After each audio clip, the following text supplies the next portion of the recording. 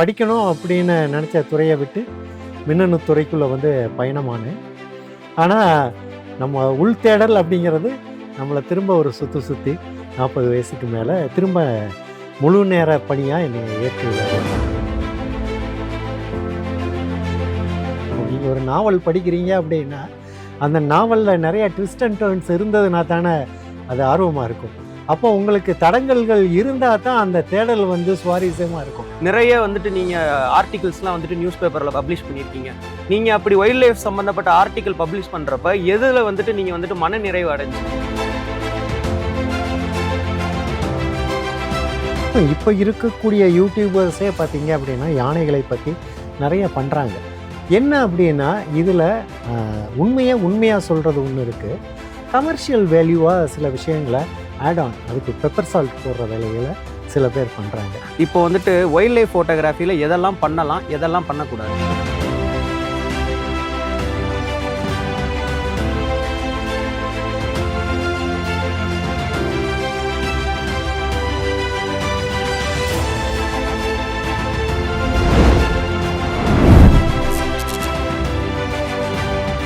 Hi hello, welcome to MR கேஸ்டாக்ஸ். இன்னைக்கு நம்ம யாரை சீஃப் கெஸ்ட்டாக கூப்பிட்டுருக்கோம்னா, மின்னணு பொறியாளராக இருந்து இயற்கையின் பால் கொண்ட அன்பால் தன்னை முழு நேர வைல்ட் லைஃப் ஃபோட்டோகிராஃபராக மாற்றிக்கிட்ட திரு ரவீந்திர நடராஜன் சார் அவர்களை தான் சீஃப் கெஸ்ட்டாக கூப்பிட்டுருக்கோம். இவரை பற்றி சொல்லணும்னா வனத்துறை காண்டி பறவைகள் கணக்கீட்டில் நிறைய பங்காற்றியிருக்காரு. அதே நேரத்தில் ஒரு வனவிலங்கு ஆர்வலராகவும் இருக்காரு. இவர் வந்துட்டு நிறைய இளம் தலைமுறையினரை சந்தித்து வனவிலங்கு பற்றின ஆர்வங்களை வந்துட்டு தூண்டிக்கிட்டு இருக்காரு. வணக்கம் சார். வணக்கம் சார். இந்த பயணம் வந்துட்டு எப்படி சார் தொடங்குச்சு உங்களுக்கு? பயணம் அப்படின்னா சின்ன வயசுலேருந்தே இந்த காணுயிர்கள் மேலே ஒரு ஆர்வம் இருந்தது. அந்த நேரத்தில் என்னென்னலாம் தேடி படித்தோம் அப்படிங்கிறது, பாட புத்தகத்தை தாண்டி படித்தோம் அப்படின்னா இயற்கை சார்ந்த இந்த காணுயிர்கள் பற்றி தான் அதிகமாக படித்தோம்.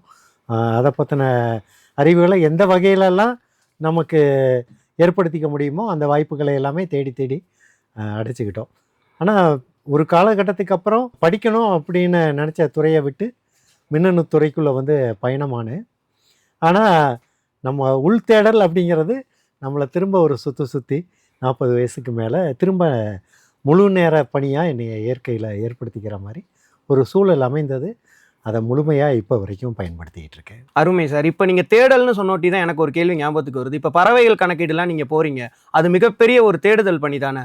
அது எப்படி வந்துட்டு நீங்கள் வந்துட்டு முறைப்படி எப்படி கையாண்டு அதை வந்துட்டு எப்படி சுலபமாக வந்துட்டு நீங்கள் வந்துட்டு எடுத்துகிட்டு போகிறீங்க?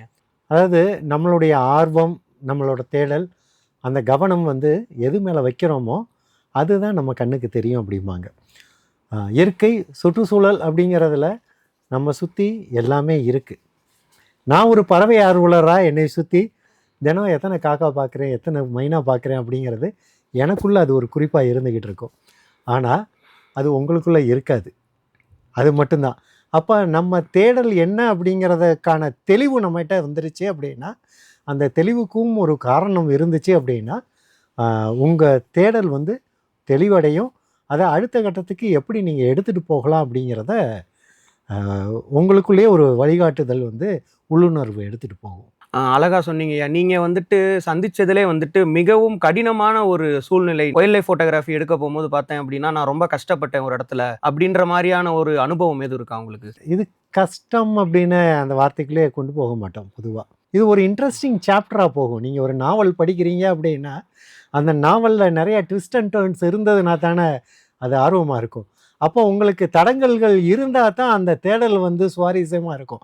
அப்போ எங்களுக்கு எப்படி இருக்கும் அப்படின்னா, தடங்கல்கள் வரும்போது இந்த தடங்களை தாண்டி நம்ம ஏதோ பெருசாக செய்ய போகிறோம் அப்படிங்கிற ஒரு உள்தூண்டல் இருந்துக்கிட்டே இருக்கும்.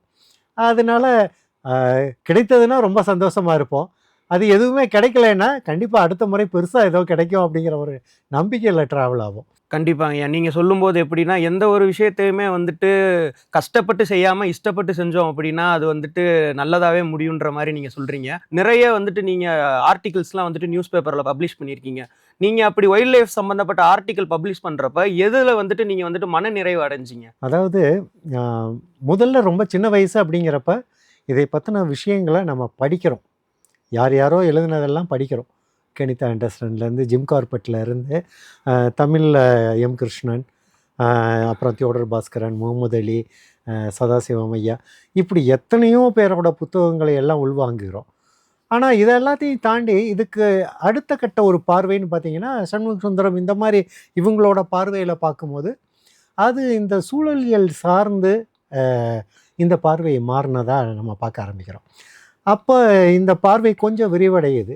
அப்போ இந்த சுற்றுச்சூழல் அப்படிங்கிறது ஒன்று பாதிக்கப்படும் போது நம்ம பார்த்து தினமும் ரசிக்கக்கூடிய இந்த பல்லுயிர்கள் ஏதோ ஒரு அழுத்தத்துக்குள்ளே ஒரு பிரச்சனைக்குள்ளே ஆகுது. அப்போ டாக்டர் சலீம் அலி சொன்னது மாதிரி பறவைகளுக்கான ஒரு பிரச்சனை இன்றைக்கு இருக்குன்னா அது நாளைக்கு மனிதர்களுக்கான பிரச்சனை அப்படிங்கிறாங்க. அப்போ அந்த காலகட்டத்தில் நம்ம இந்த சூழல் அப்படிங்கிற ஒரு விஷயத்தை பொருத்தி பார்க்க ஆரம்பிக்கிறோம். அப்போ அந்த பொருத்தி பார்க்கும்போது இந்த காலநிலை மாறுபாடு, தட்பவெப்பநிலை வந்து கூட்டுறது, நம்ம சுற்றி பெரிய கரியமில வாயுகளோட உமிழ்தல் வந்து அதிகமாக இருக்கக்கூடிய விஷயங்கள், இப்படி மனிதனால் ஏற்படுத்தக்கூடிய அதாவது இயற்கையால் வரக்கூடிய பேரழிவுள்ள மனிதன் தனக்குத்தானே வச்சுக்கிற சூனியம் மாதிரியான விஷயங்கள் என்ன? அப்போ இதிலிருந்து ஒரு விடுபட்ட வாழ்வை எப்படி எடுத்துகிட்டு போகலாம்? அப்போ நமக்கு சில புரிதல் கிடைக்கிது. நம்ம என்ன தப்பு செஞ்சோமோ அதை அடுத்த தலைமுறை செய்யக்கூடாது. அப்போ அதை சொல்கிறதுக்கான ஒரு டூல் சிம்பிளாக எப்படி ஷேக்ஸ்பியரை நீங்கள் ரசிக்க வைக்கணும்னா ஏபிசிடியை சொல்லித்தராமல் ஷேக்ஸ்பியரை ரசிக்க வைக்க முடியாது. அப்போ இயற்கைக்குள்ளே ஒரு புரிதலை நீங்கள் கொண்டு போகணும் அப்படின்னா இயற்கையில் இருக்கக்கூடிய ஏதோ ஒரு பட்டாம்பூச்சியையோ பறவையையோ இல்லை ஒரு யானையையோ நீங்கள் ஆரம்பிச்சிங்க அப்படின்னா அந்த கதையை அப்படியே எடுத்துகிட்டு போகலாம். அப்போ முதல் கட்டத்தில் இது ஒரு நர்சரி ஸ்கூலில் சேர்ந்து அப்படி அப்படியே போய் கடைசியாக நம்ம ஒரு பிஹெச்டி வாங்குகிற நிலைக்கு நம்ம அடுத்த இளைய தலைமுறையை கொண்டு போகணும் அப்படிங்கிற பார்வை தான். நானுமே வந்து சின்ன வயசில் எதையும் பார்க்கணும் தேடணும் இந்த ஆசை தான் இருந்தது. கேமரா வாங்கினதை உடனே இந்த உலகத்தில் இருக்கிற எல்லா பறவைகளையும் நம்ம கேமராக்குள்ளே கொண்டு வந்துடணும் அப்படின்னு ஒரு ஆசை இருந்துச்சு. இப்போ இதோட முதிர்ச்சி அப்படிங்கிறப்ப எல்லாமே அது இருக்கிற இடத்துல ஒரு நல்ல சூழலில் பத்திரமா இருந்தால் நமக்கு போதும் அப்படிங்கிற ஒரு மன நிறைவு இப்போ இருக்குது. நல்ல அருமையான பதிவு நீங்கள் சொன்னது. இன்னொரு விஷயம் நான் வந்துட்டு எதிர்பார்க்குறது என்ன அப்படின்னா, உங்ககிட்ட இப்போ ஃபார் எக்ஸாம்பிள் நெட்ஃப்ளிக்ஸ்லாம் பார்த்தீங்கன்னா, அவர் பிளானட் எர்த் அப்படின்ற மாதிரி வேர்ல்டோட பயோடைவர்சிட்டியை வந்துட்டு ஒரு டாக்குமெண்ட்ரியாக எடுக்கிறாங்க. எனக்கு என்ன ஆசை அப்படின்னா, தமிழில் வந்துட்டு அந்த மாதிரி சார் டேவிட் அட்டன்ப்ரோ மாதிரியான ஆட்கள் வந்துட்டு நரேட் பண்ணி அதை வந்துட்டு தமிழில் வந்துட்டு ஒரு டாக்குமெண்ட்ரியாக எடுக்கணும் அப்படின்ற மாதிரியான ஒரு ஆசை எனக்கு இருக்குது. இதை பற்றின கருத்து நீங்கள் என்ன தெரிவிக்கிறீங்க? தாராளமாக இந்த மாதிரி நிறைய இளைஞர்கள் வரணும் அப்படிங்கிறதான் எங்களோட ஆர்வமே. உங்களுக்கு முன்னோடியாக நீங்கள் தேடி பார்த்தீங்க அப்படின்னா நிறைய பேர் இருக்காங்க. சேகர் தத்தாத்ரி அவரோட ட்ரூத் அபவுட் த டைகர் மாதிரி ஒரு பெஸ்ட்டு புலியை பற்றின ஒரு புரிந்துணர்வோடு கொடுத்த ஒரு விஷயம் எதுவுமே கிடையாது. இன்னும் இப்போ இருக்கக்கூடிய யூடியூபர்ஸே பார்த்தீங்க அப்படின்னா யானைகளை பற்றி நிறைய பண்ணுறாங்க.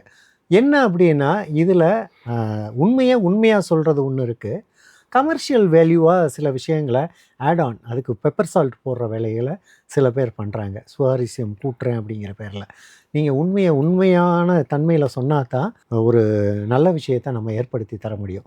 அழிவில் இருக்குது அப்படின்னா அந்த அழிவின் காரணம் என்ன அப்படிங்கிறத நம்ம ஒத்துக்கணும். அது அரசாக இருந்தாலும் சரி தனியாராக இருந்தாலும் சரி யாருனாலும் அதை ஒப்புக்கொள்ளக்கூடிய ஒரு தன்மை இருக்கணும். ஆனால் அதை நம்ம கேக் மேலே ஒரு ஐசிங் பண்ணுற மாதிரி மூடி மறைச்சிட்டு நம்ம மற்ற விஷயத்தை பேசணும் அப்படின்னா அது சரியாக வராது. அப்போ நம்ம ஒரு ஊடகத்துறையிலேருந்து இந்த மாதிரியான இயற்கை அறிவியல் சார்ந்து போனோம் அப்படின்னா உண்மைத்தன்மையிலேருந்து நம்ம மாறக்கூடாதுங்கிற ஒரு நிலைத்தன்மையை நம்ம எடுத்துக்கணும். அதை எடுத்துக்கிட்டு செஞ்சோம்னா அது மனித சமுதாயத்தோட வாழ்நாள் காலம் முழுசுமே அந்த மாதிரியான பதிவுகள் வந்து காலத்துக்கும் அது நிற்கும். சார் இப்போ யங் ஜென்ரேஷன்லாம் இருக்காங்கல்ல, அவங்க வந்துட்டு வைல்ட் லைஃப் ஃபோட்டோகிராஃபியில் ஒரு கிக் ஸ்டார்ட் பண்ண போகிறாங்க, ஒரு ஸ்டார்ட் அப் பண்ண போகிறாங்க அப்படின்னா அவங்களுக்கான நல்ல அட்வைஸாக என்ன சொல்லுவீங்க? வைல்ட் லைஃப் அப்படிங்கிறப்ப அதை வெறும் ஒரு ஆப்ஜெக்டாக மட்டும் பார்க்க வேண்டாம். அது ஒரு உயிர். அந்த உயிருக்கு பின்னால் அதுக்குன்னு ஒரு வாழ்க்கை இருக்குது. அப்போ நீங்கள் ஒரு வைல்ட் லைஃப் ஃபோட்டோகிராஃபின்னு போகும்போது உங்களுக்கு ஒரு நல்ல பெஸ்ட்டு ஃபோட்டோ எடுக்கணும் அப்படிங்கிறத தாண்டி ஒரு அதற்கு பின்னால் ஒரு வாழ்வியலை சொல்லக்கூடிய ஒரு விஷயமா அந்த படம் இருக்கணும். அப்போ நீங்கள் எதுக்குள்ளே போகிறீங்களோ அதை பற்றின ஒரு புரிதல் இருக்கணும். அப்போ நீங்கள் ஒரு யானையை பற்றி எடுக்க போகிறீங்க அப்படின்னா அதை பற்றின ஒரு அறிவை நம்ம கொஞ்சம் எடுத்துக்கணும். அப்போது ஒரு பறவைகளை பற்றி நீங்கள் ஆய்வு பண்ண போகிறீங்க, அதில் ஒரு பதிவு எடுக்க போகிறீங்க அப்படின்னா அதுக்கு பின்னால் இருக்கக்கூடிய உண்மையை வந்து நீங்கள் எடுத்துக்கணும். அப்படி எடுத்துகிட்டு போனீங்கன்னா தான் அங்கே வேறு எந்த அசம்பாவிதமும் இல்லாமல் இருக்கும். அப்போ இது ஒரு ப்ராடக்ட் ஃபோட்டோகிராஃபி கிடையாது. வைல்ட் லைஃப் ஃபோட்டோகிராஃபி அப்படிங்கிறது இது ஒரு வாழ்வியல் சார்ந்த ஒரு விஷயம். இது நம்ம எப்படி அதோட தொடர்பில் இருக்கோம் அப்படிங்கிற ஒரு விஷயம். அப்போ இதை பற்றின ஒரு அறிவை எடுத்துக்கிட்டு அதுக்கப்புறம் இந்த ஃபோட்டோஸை நீங்கள் எடுத்தீங்க அப்படின்னா அந்த ஃபோட்டோஸோட வேல்யூ வந்து ரொம்ப ஆட் ஆன் ஆகும். கண்டிப்பாக சார். இப்போ வந்துட்டு வைல்ட் லைஃப் ஃபோட்டோகிராஃபியில் எதெல்லாம் பண்ணலாம், எதெல்லாம் பண்ணக்கூடாது? இப்போ வந்து எல்லாத்தையுமே நம்ம பணத்தை வச்சு ஒரு மதிப்பீடாக எல்லாத்தையுமே நம்ம பார்க்குறோம். உண்மையான கலைக்கு வந்து பணத்தால் அதை வந்து நிர்ணயமே பண்ண முடியாது. ஆனால் இன்றைக்கி சூழல் வந்து ஒரு பெட்டர் ஃபோட்டோகிராஃப் பண்ணணும் அப்படிங்கன்னு ஒரு மனசு நினைக்கிது அப்படின்னா அங்கே எல்லா அழிவையும் நம்ம ஏற்படுத்த துணிஞ்சிருவோம். ஒரு புதருக்குள்ளே ஒரு பறவை கூட அமைச்சிருக்குன்னா அந்த புதரை ஃபுல்லாக விளக்கிட்டு அந்த பறவை கூட்ட நம்ம படம் எடுக்கணும்னு ஆசை சொல்லும். ஆனால் அந்த டிஸ்டர்பன்ஸை பண்ணிட்டீங்கன்னா திரும்ப அந்த பேரண்ட் அங்கே வருமா அப்படின்னா அது வராது. அப்போ விலங்குகள் அதிகமாக இருக்கக்கூடிய ஒரு இடத்துல நம்ம ரொம்ப ஹை பீம் லைட்ஸை போட்டு அந்த இடத்துல நம்ம அதை காத்திருந்து பண்ணோம் அப்படின்னா அந்த யானைகளோட வழித்தடத்தை விட்டு யானைகள் வழிமாற ஆரம்பிச்சிடும். அப்போ எந்த இடத்துலையுமே அதனுடைய வாழ்க்கை முறைக்கு நீங்கள் எந்த பாதிப்பையும் ஏற்படுத்தாமல் என்ன செஞ்சாலும் ஓகே தான். இப்போ நீங்கள் ஒரு நல்ல ஜூம் லென்ஸ் வச்சுருந்தீங்க அப்படின்னா ஒரு விலங்கையோ எதையோ நீங்கள் ஒரு தூரத்தில் இருந்தே அதை டிஸ்டர்ப் பண்ணாமல் நீங்கள் படம் எடுக்கலாம். அப்போ அதுக்கு அதனுடைய வாழ்க்கை முறை தெரிஞ்சதுனா தான் அதுக்கு நீங்கள் எப்படி எக்யூப்டு ஆகணும் அப்படிங்கிற விஷயம் உங்களுக்கு புரியும். நான் திரும்ப திரும்ப சொல்ல வர்றது அந்த விஷயந்தான். நீங்கள் செய்கிற ஒரு பணி அப்படிங்கிறது வெறும் ஃபோட்டோகிராஃபி, வெறும் படம் இல்லை, அது ஒரு வாழ்க்கை. அந்த வாழ்க்கையை தான் நம்ம பதிவாக எடுக்க போகிறோம் அப்படிங்கிறது. அப்போ அதை பற்றின சரியான ஒரு புரிதல் இருந்தது அப்படின்னா இந்த தவறுகள் எதுவுமே நடக்காது. ஒரு ஃப்ளாஷ் போட்டு எடுக்கணும் இப்படியெல்லாம் நம்ம நினைக்க மாட்டோம்.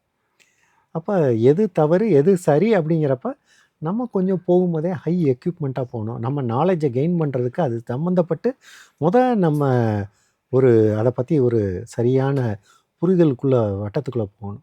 அப்போ எந்த அளவில் நம்ம ஒரு எல்லைக்கோடை நிப்பாட்டணும் அப்படிங்கிறது நம்மளே முடிவு பண்ணிடலாம். இதுதான் ரொம்ப முக்கியம். அடிப்படை அறிவு நமக்கு அதில் ரொம்ப ரொம்ப முக்கியமாக தேவை. சரிங்க. அதாவது என்ன அப்படின்னா வைல்ட் லைஃப் ஃபோட்டோகிராஃபி அப்படின்னா போனோட்டியுமே வந்துட்டு ஒரு விலங்கை பார்க்குறோம், அப்படி எடுக்கிறோம் அப்படின்ற மாதிரியான சிம்பிளான விஷயம்னு எல்லாருமே நினச்சிக்கிட்டு இருக்காங்க. ஈவன் தோ நானே வந்துட்டு வைல்ட் லைஃப் ஃபோட்டோகிராஃப்ஸ் பண்ணியிருக்கேன். பட் ஆனால் இந்த அளவுக்கு வந்துட்டு ஒரு நாலேஜபிளாக ஒரு சென்சிபிளாக வந்துட்டு ஹேண்டில் பண்ணணும் அப்படின்ற விஷயத்த நான் நிறையா தெரிஞ்சுக்கிட்டேன். வியூவர்ஸும் தெரிஞ்சுக்கிட்டு இருப்பாங்கன்னு நினைக்கிறேன். கேட்ட கொஸ்டின்ஸ்க்கெல்லாம் ஹை செட்டரில் வந்துட்டு டக்கு டக்கு டக்குன்னு பதில் சொன்னீங்க. நன்றி, வணக்கம்.